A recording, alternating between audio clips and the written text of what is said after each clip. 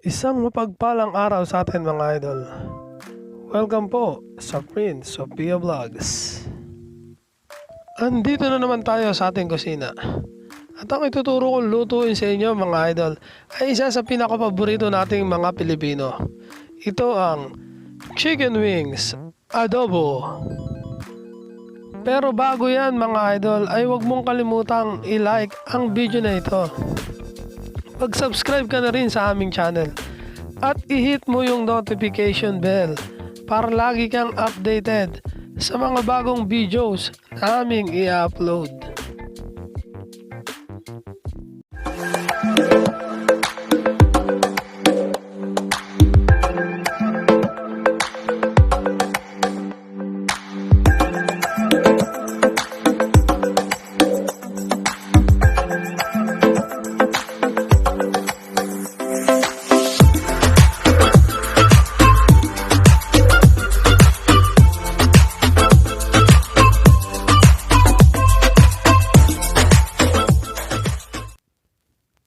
Ang ating mga sangkap, ang ating sili, paminta, bawang, sibuyas, ang ating chicken wings,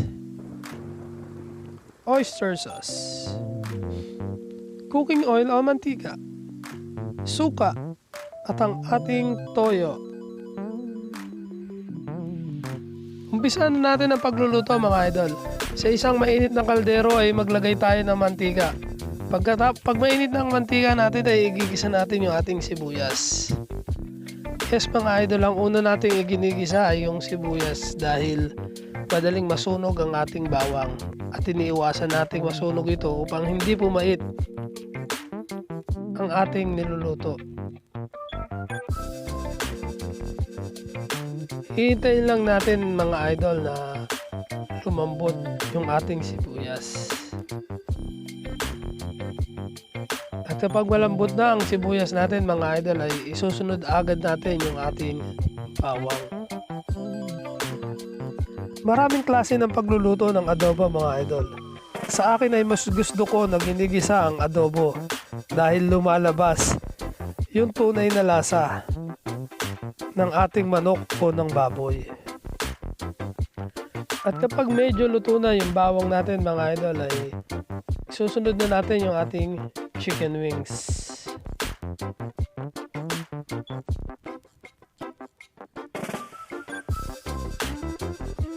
Haluin lang natin ito hanggang sa ma-mix dun sa ating ginisang bawang at sibuyas.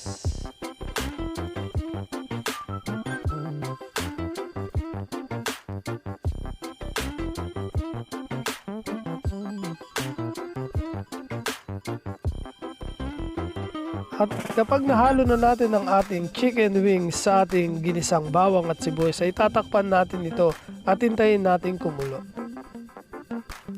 Yan mga idol, nakita natin na kumukulo na yung ating chicken wings. At kusa na rin itong nagtubig. Kaya hindi na natin dadagdagan pa ng tubig ang ating chicken wings adobo. Pagtapos mga idol ay lalagyan na natin siya ng ating soy sauce. Mga 1/4 cup of soy sauce ang ilalagay natin dyan. At hahaluin lang natin siya mga idol hanggang sa ma-mix well yung ating toyo sa ating chicken wings. Kapag nahalo na natin ng gusto ang ating chicken wings sa ating soy sauce, ay lalagyan na natin to ng ating suka. Lagyan natin siya ng 3 tablespoons of vinegar. Hindi natin nahaluin yan mga idol at tatakpan na lang natin hanggang sa kumulo ang ating adobo. Yan mga idol, kapag nakita natin kumukulo na yung ating chicken wings adobo ay pwede na natin itong haluin upang ma-mix well yung lasa ng suka at ng toyo.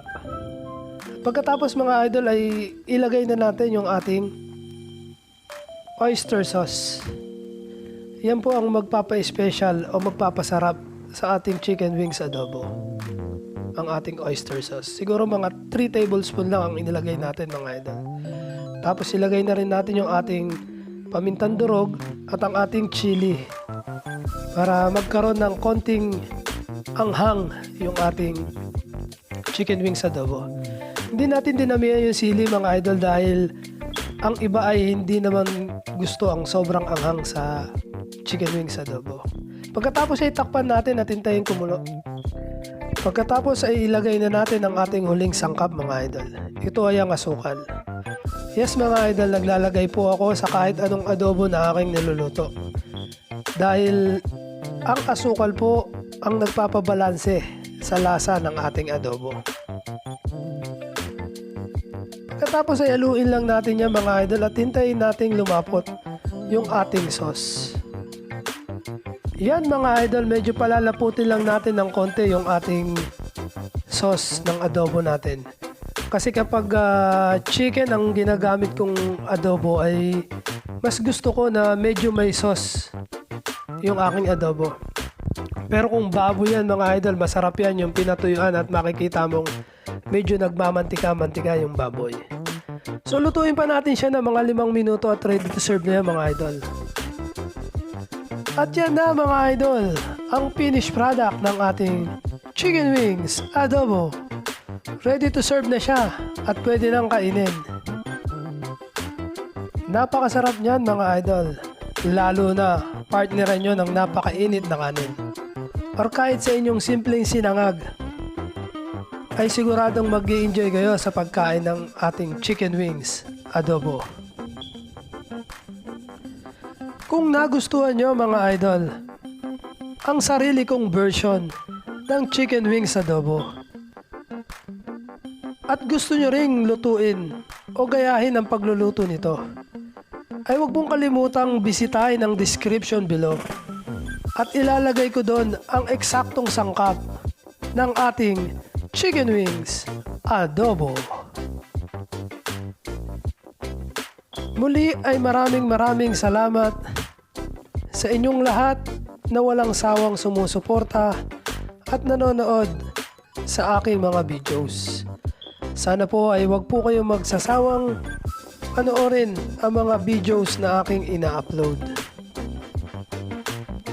Mega love shout out sa aking tropang Arats family at sa Tunay na Kulay family sa pag-welcome at pagtanggap sa akin bilang bagong miyembro ng inyong GC.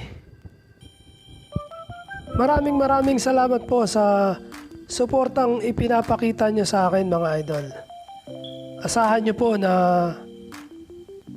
ganun din ang suportang ibibigay ko sa inyo. Muli, maraming salamat mga idol.